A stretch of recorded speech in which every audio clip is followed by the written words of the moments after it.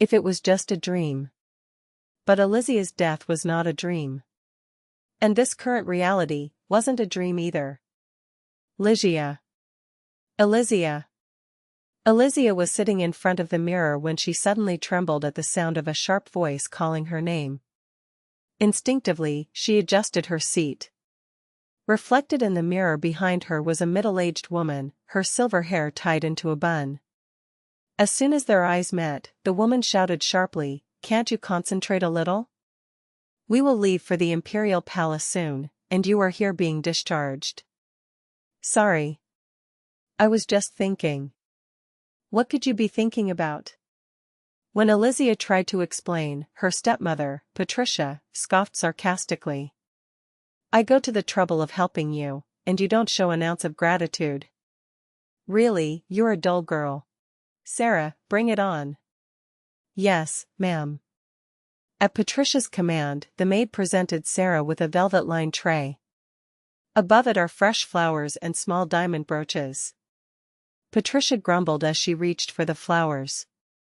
"For you to faint before a wedding of such importance to the imperial family. Do you know how much I worried that you would not get up again?" Elisia looked to the side as she watched Patricia choose a purple flower that was bright and full, but it contrasted perfectly with her red hair. Even choosing a purple stock flower is exactly the same as before. So, this is not really a dream. She held her skirt quietly so no one would notice. "Everything happens exactly as it happened before, as you remember. Just like it was 2 years ago." After being stabbed in the heart by an assassin sent by Franz, Elisia awakens again. It wasn't a metaphor about coming back from the dead. Somehow, she went back in time, to 1 week before the wedding. At first, she couldn't believe it.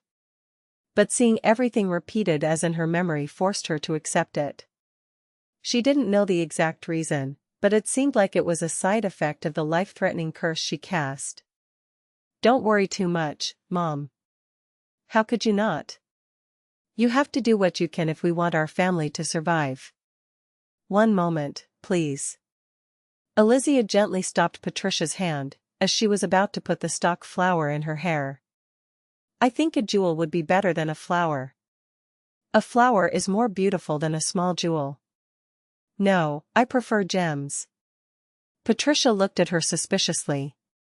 Her daughter had never shown interest in clothes or accessories before, and now she insisted on a jewel. After a slight frown, she finally gave in. "Okay, as long as you insist." Patricia pointed to the small diamond bobby pins, and Sarah stepped forward to pin one of them into Elisia's hair. Through the mirror, Aleisha had a determined expression. She had no choice but to marry the second prince for the sake of her family. Canceling a royal engagement at this stage was impossible. "But at least, you won't make the same mistake again." In her previous life, Patricia insisted on exuding the innocence of a country girl, so she put fresh flowers in her hair as she headed to the palace. When I arrived, the flowers were wilted. So she had to meet Franz with faded flowers adorning her head.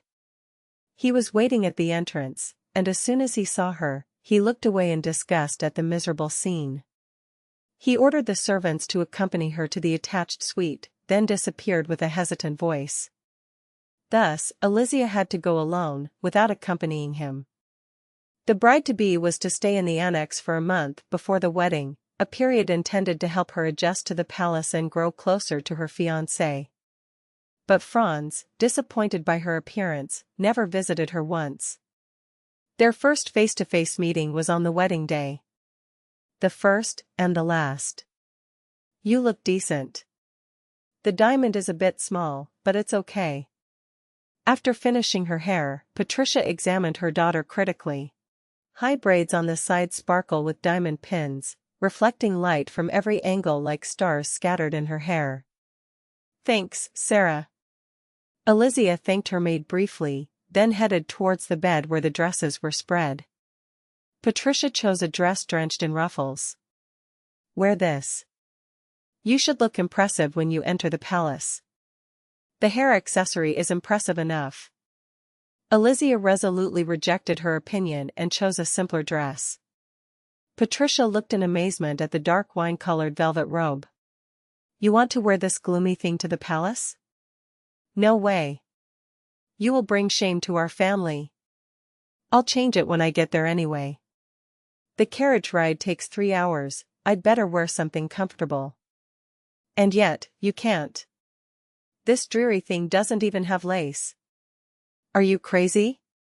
Sarah, help me put it on. Elisia ignored Patricia's theatrical protests and called for her maid. Sarah hesitated, stuck between the two.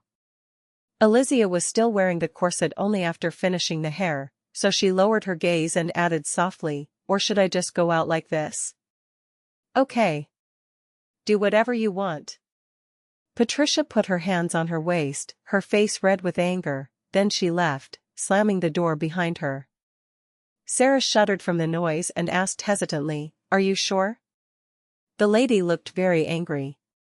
The reason Patricia insisted on supervising Elisia's appearance was simple, to maintain control of her until the last minute. There was nothing to be gained from obedience. I'll be fine. Her sarcastic response struck Sarah as a shock, and she stopped fastening the dress's buttons for a moment. But before Elisia could turn to look at her, Sarah returned to complete her work. The servants had noticed a change in her behavior after she fainted. Elisia no longer tried to act as she had before. After she returned from the dead, those efforts seemed meaningless. The new life must be lived in a different way. Now that she had another chance, she wasn't going to waste it. You will erase past regrets. She will never yearn for Franz's love again, nor will she devote her life to pleasing him. Because that only led to betrayal. To Franz, she was nothing. Even in the palace, their paths would likely never cross. So, all she has to do is live well, comfortably and freely, as a princess. She no longer had any feelings for Franz. Her love died with her last confession. All that remained was hatred. See, did my curse work? She furrowed her brow slightly as she adjusted her sleeve. Suddenly, I was curious, did the curse she cast before she died work? The one that invites misfortune for Franz, and prevents anyone from nullifying his destiny? If things were truly back to where they started, maybe the curse would be gone as well. But she did not intend to confirm this by approaching Franz. Of course, she wasn't planning on going away quietly either. This wouldn't be fair. Just wait, Franz. I will become the most useless princess you have ever seen. She wasn't going to neutralize Mana again. Whether the cold Mana drove him crazy or not, she didn't care. No, she was hoping for it. If the princess, chosen only to stabilize his powers, is of no use, how great will he be disappointed? She hoped that this disappointment would hurt him. Although this small revenge will not last. Within 2 years, Franz will find a new lover to take her place. But, at least until then, he will spiral into torment.